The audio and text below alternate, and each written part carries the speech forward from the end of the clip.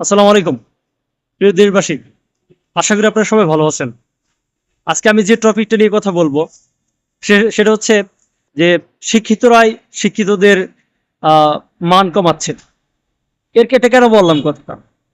আমি বেশ কিছুদিন আগে বাংলাদেশের সমালোচিত, বাংলাদেশের আলোচিত একজন চিত্রনায়ক, যিনি নিজেকে হিরো দাবি করেন, হিরো আলম, তিনি বলেছিলেন যে আমি যা করেছি সেটা তোমরা যারা শিক্ষিত আছো তোমরা করে দেখাইও।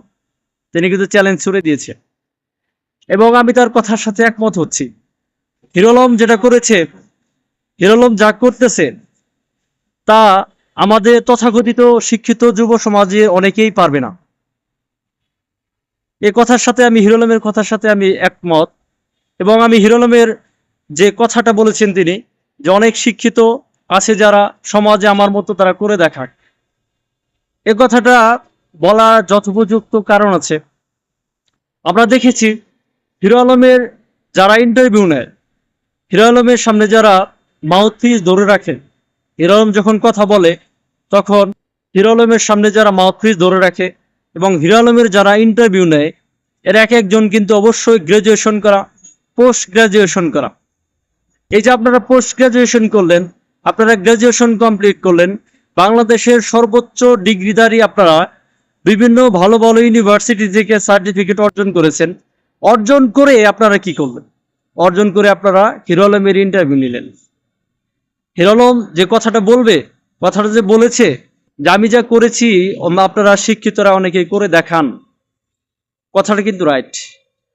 আপনারা যে অনেকে হিরো আলমকে নিয়ে বাজে মন্তব্য করেন, হিরো আলমকে নিয়ে নানান রকম ট্রফিক আলোচনা সমালোচনার ঝড় ইউটিউব থেকে ফেসবুক সমস্ত জায়গায় আপনারা ছড়িয়ে বেড়াচ্ছেন, আপনাদেরকে বলছি যে একজন অশিক্ষিত মানুষ, একজন ঢিস ব্যবসায়ী, একজন চানাচুর বিক্রেতা, সে আজ সোশ্যাল মিডিয়াতে ভাইরাল, সে আজ লাখ লাখ টাকা ইনকাম করতেছে মান্থলি। তার ইন্টারভিউ নেওয়ার জন্য আপনারা শিক্ষিতরা তার পিছনে ঘুরে বেড়ান, আপনারা তার ইন্টারভিউ নেওয়ার জন্য তাকে ভাইরাল করেন।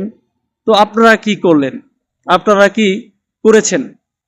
এজন্যই মানুষ অনেকেই বলে যে মানুষের মূল্যায়ন হচ্ছে তার কর্মে। হিরো আলম, আমার যেটা মনে হয়, হিরো আলম যদি আজকে হিরো আলম না হতো, আপনাদের মতো রিপোর্টারের তৈরি হতেন না। আপনারা রিপোর্টাররা রিপোর্ট করতে ভালো রিপোর্ট করতে পারতেন না। ভালো রিপোর্ট পান না বলেই কিন্তু আমার মনে হয় যেটা যে হিরো আলমদেরকে আপনারা ভাইরাল করেন। আপনারা ইন্টারভিউ নেওয়ার সময় অবশ্যই আপনাদেরকে খেয়াল রাখা উচিত যে আপনারা কার ইন্টারভিউ নিচ্ছেন, আপনারা কাকে ভাইরাল করতেছেন।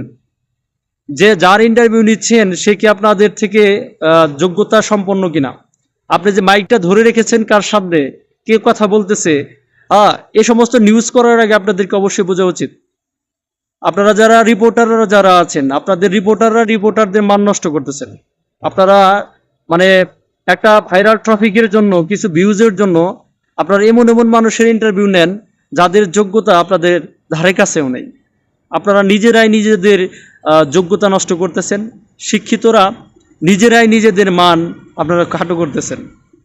অবশ্যই আপনারা যার ইন্টারভিউ নেবেন, নেওয়ার আগে খেয়াল করে দেখবেন যে সে আপনার থেকে কোয়ালিটি ফুল কিনা, আপনার থেকে কোয়ালিটি বেশি কিনা, আপনার থেকে আপনার যে ব্যাকগ্রাউন্ড একটা ইমেজ আছে সেই ইমেজটা আপনার থেকে তার বেশি কিনা। যদি আপনাদের থেকে কম হয়, চেষ্টা করবেন তার থেকে দূরে থাকার জন্য। আপনাদের থেকে যদি তাদের সামগ্রিক গ্রহণযোগ্যতা সোশ্যাল মিডিয়া প্লাস আপনাদের সোসাইটিতে যদি কম থাকে, তাহলে ওই সমস্ত মানুষের ইন্টারভিউ নেবেন না।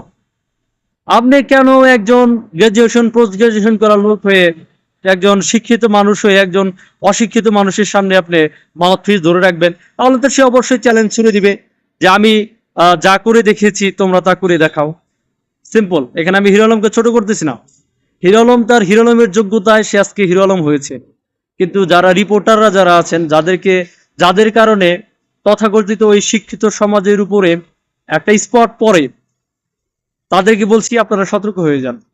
ভিউজের জন্য, ভাইরাল হওয়ার জন্য যে কোনো বিষয়ে আপনারা ট্রাফিক তৈরি করেন না এবং শিক্ষিত সমাজকে ছোট করেন। সবাই ভালো থাকবেন, সুস্থ থাকবেন। আসসালামু আলাইকুম।